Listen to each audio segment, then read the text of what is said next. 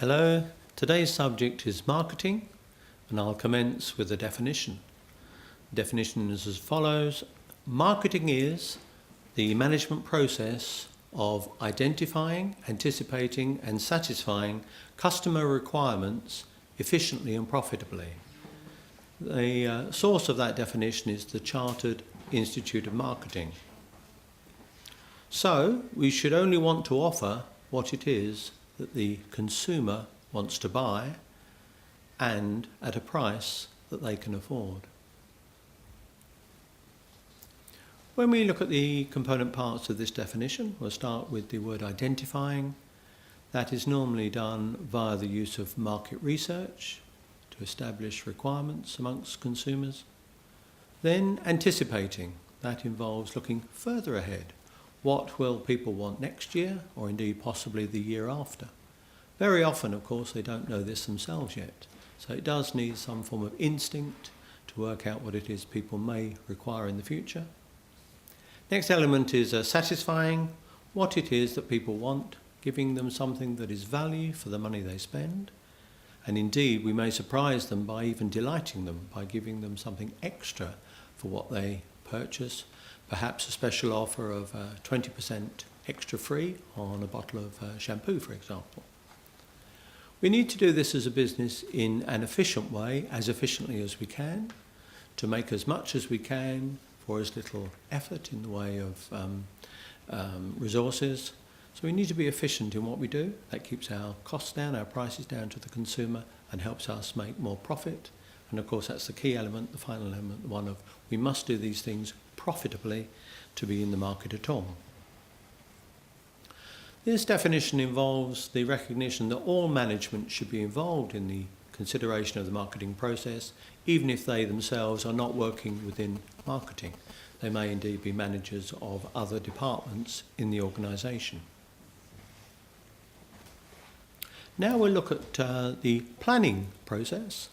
There is the need for marketing planning, and we need to consider 4 basic questions when we look at how we're going to plan for the future of our company in relation to a particular product or service that we're looking to market for the next financial year.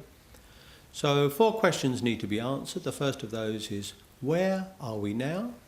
The second is, where is it that we want to be, possibly in a year's time or 3 years' time or 5 years' time for that product? The third one is, how are we going to get there on that journey to that destination? And the fourth one is, how will we know when it is we have arrived? So we do that through the use of a plan, and this has a number of elements to that. The first of those is vision and values. Vision for the future of the company within the industry in which it is currently operating.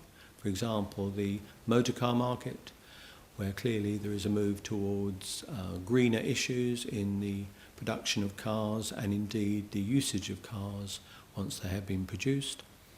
Also, the company needs to demonstrate its values.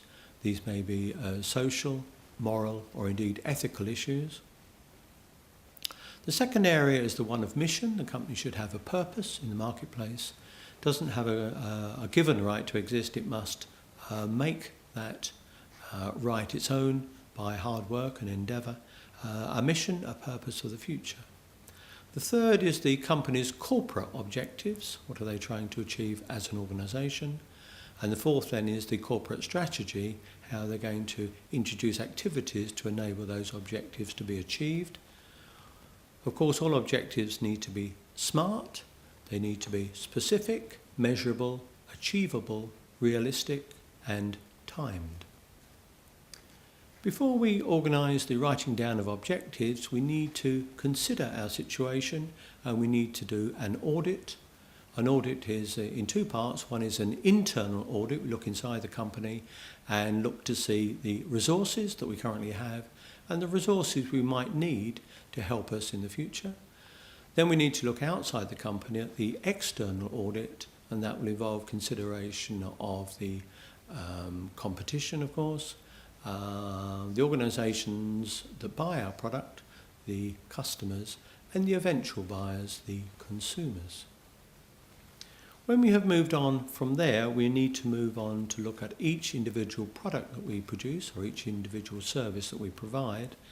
And we need to look at these in relation to our marketing objectives, then our marketing strategy, so this is for each individual product. We then need to consider any tactics we're going to implement within the time span, and we need then to put into action what is called our marketing mix. That is the 4 Ps for a product. We need to consider the product, the price, its place or distribution, where it can be purchased, and also the promotional aspects. That is for a product. If it's for a service, it requires 7 Ps, not 4. So we then have an invisible product, we have the price, the place, and promotion again, but we add in additional elements for service, and they are people, the people who are involved in this, the process, how that is organised and how people can go about receiving that service, enjoying that service, and the physical evidence, the one of proof of receiving that, perhaps a ticket that is booked online, for example.